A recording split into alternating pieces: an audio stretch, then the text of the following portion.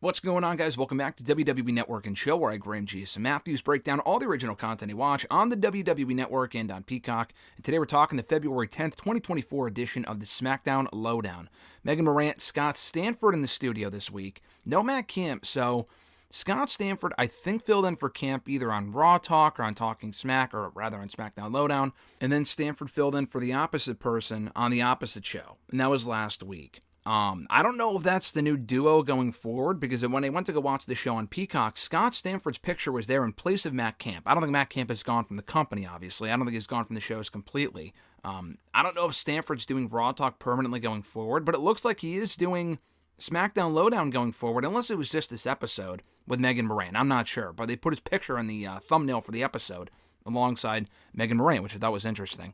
But they opened up the episode replaying the opening to the show, Triple H following up on the press conference from Thursday, addressing Rock, Roman Reigns, Cody Rhodes, that whole thing, and also announcing the Elimination Chamber qualifiers for the coming weeks on Raw and SmackDown for the World Heavyweight Championship #1 Contenders Elimination Chamber match that we're getting in 2 weeks. They also run down the bigger headlines from SmackDown on Friday before recapping the Bianca Belair win over Michin to qualify her for the Women's World Championship #1 Contenders Elimination Chamber match in 2 weeks.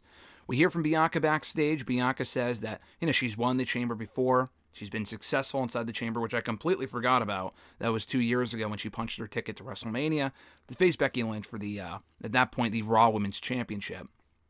And she says that she needs to advance once again, advance to WrestleMania and continue her WrestleMania streak that she's had going for the last couple of years. She talked about that at the press conference on Thursday, and that she has now switched lanes over to Raw. Not that she's on Raw, but she's now setting her sights on the Women's World Championship, which is property of the Raw brand, because the WWE Women's Championship is currently busy, obviously, with Damage Control.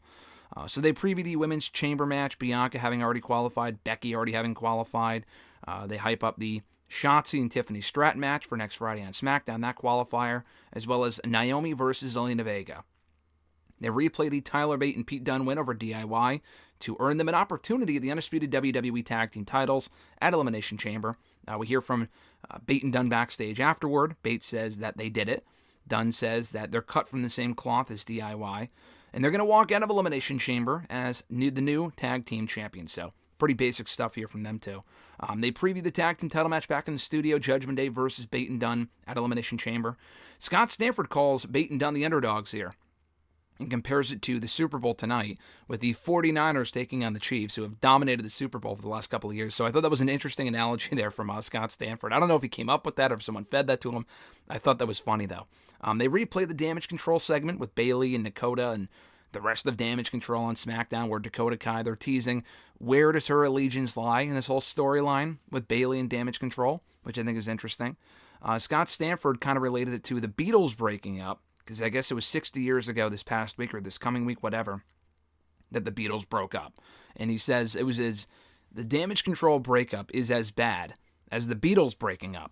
His words, not mine. They replay the Drew McIntyre win over AJ Styles and Orton beating Sami Zayn, both of them to qualify for the World Heavyweight Championship Elimination Chamber match, #1 Contenders Elimination Chamber match, as I mentioned earlier.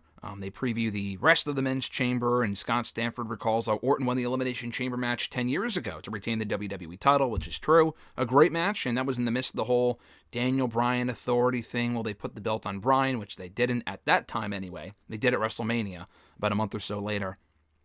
We hear from Kevin Owens backstage here. He says that he's not taking Dominic lightly going into next week's qualifier for the World Heavyweight Championship, #1 Contenders Elimination Chamber match. That's a mouthful.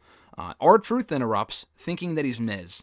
And they kind of go back and forth, and Owens walks off screen to go talk to R-Truth and inform him he is indeed not The Miz and this is not Raw. So more comedy gold there from R-Truth. And then to close out the show, they hype up Kevin Owens and Dominic, as I just mentioned, an Elimination Chamber qualifier for next week's SmackDown. The Miz and Logan Paul, Logan Paul's first match on SmackDown since signing with WWE a couple of years ago. Another Chamber qualifier next Friday. And then on Raw this coming Monday, Bronson Reed versus Bobby Lashley in a qualifier, and LA Knight versus Ivar in a qualifier as well. So those are all coming up on Raw and SmackDown next week. And that was SmackDown LowDown in a nutshell. Not a lot of analysis, but I thought Scott Stanford did a better job this time with Megan Morant than he did last week. So Kudos to him. And like I said, we'll see if this is the new duo going forward. That might have just been the thumbnail for this episode and not the entire show. They might just be switching it up for this week. I don't know. But I thought he did a decent job. I like Scott Stanford, so more of Scott is not a bad thing. They might be putting him with Megan on SmackDown LowDown and then putting him with Matt Camp on Raw for Raw Talk. Unless he's just outright... He might just be outright replacing Matt Camp on both of these shows. Not like it really matters at the end of the day, but it is worth noting. So we'll see going forward. They just had a shakeup not too long ago with Jackie Redmond going to Raw as a backstage interviewer. And then on this show, it's, Megan Morant and Matt Camp, and they've found a good chemistry together. So to kind of mess that up out of nowhere with Matt Camp not being on the shows at all would be weird. But I thought Megan and Scott did a pretty decent job this week. Thank you guys for checking out my review. I appreciate it. Be sure to like the video, drop a comment, share the video, and subscribe for more daily content. Have an awesome one, guys. I'm Graham G. Matthews. Enjoy the Super Bowl tonight, and I'll catch your ass down the road.